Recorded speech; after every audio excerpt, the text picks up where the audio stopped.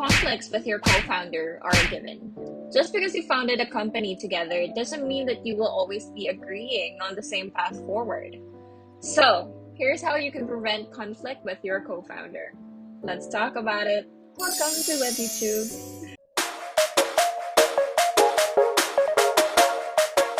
Making sure that your company runs smoothly is a top priority that every company has. It's a top-level responsibility for them. However, passion, ambition, and sometimes impatience can lead you and your co-founder to clash, especially when the end game is the same, which is to have everyone do as well as possible, right? Keeping disagreements to a minimum does have its benefits.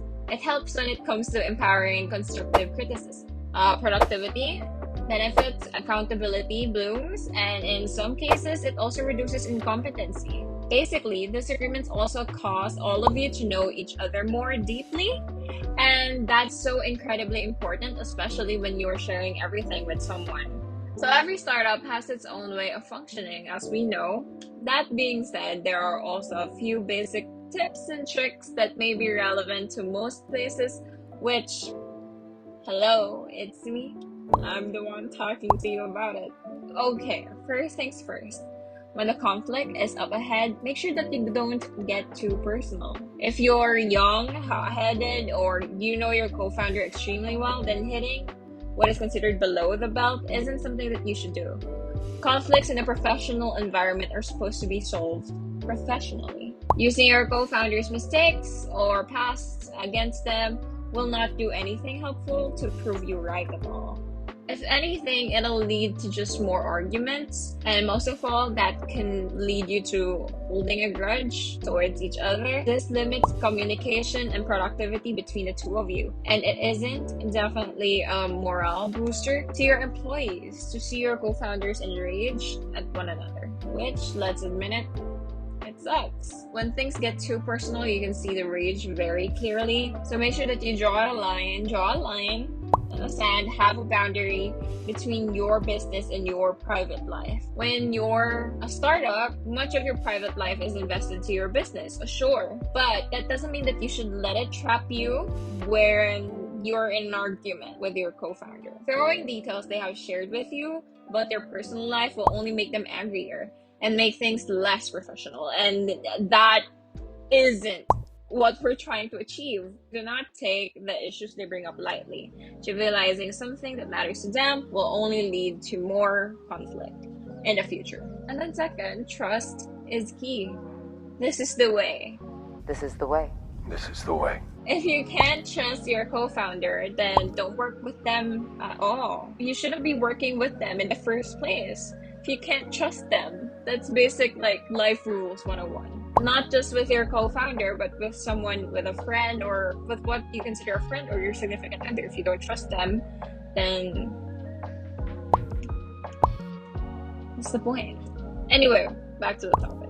So you need to believe and have faith in your business partners if you want to limit conflict with them. Make sure you know that they have the best interest of the company at heart. They need to be just as passionate and committed at your startup as you are. This will help bridge the divide between many arguments. Because at the end of the day, you will realize that they're just trying to do what they think is best for the company. And it will be hard to fault them for that. Building your relationship with your co-founders, getting to know them more, is very much important. It makes you understand what incentivizes them and motivates them. This helps create the ground of constructive criticism rather than blatant conflict. Third is, even when you fight, make sure to come to terms very quickly. Having issues with your co-founder will only hurt the business. It limits communication, growth, and any form of productivity. It also hurts your employees noticing that there's conflict and tension between two co-founders. And once that happens, you'll risk losing your employees who are concerned about their job security and the future of the company. You also have to remember that starting a business is hard work. The stress can get to you, and it's a long way to the top, and you're going to need your co-founder's help to get through with it. So that's one of the reasons you decide to start a business with them in the first place. Lastly, don't judge them for making a mistake. Look, it's okay to make mistakes. It's how you learn.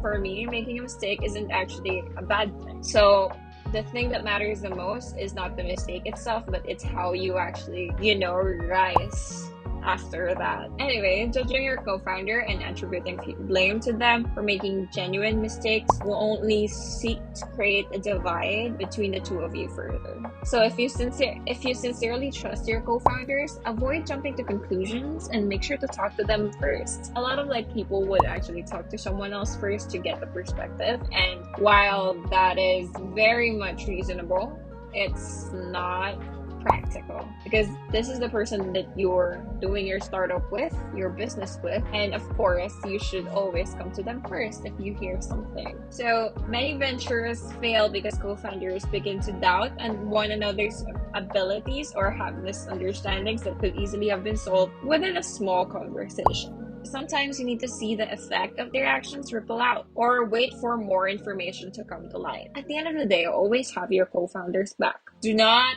give up on them. I sincerely hope that you definitely take all the things that I've said to heart in order for you not to have conflict with your co-founder. Alrighty, check out our merch too by going to tasugar.com. If you want to read more different stuff like these, go to webymoney.com. Oh, and let us know what you think about this video by commenting down below. More information about all of this is in the description box, and make sure to like, subscribe, and hit the notification bell while you're there.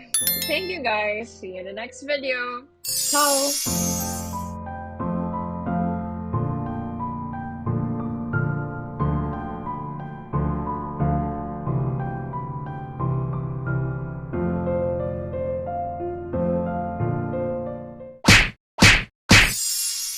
Conflicts.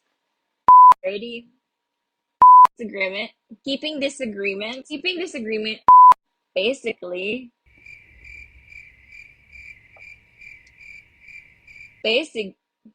I'm talking to you about it. So first things first.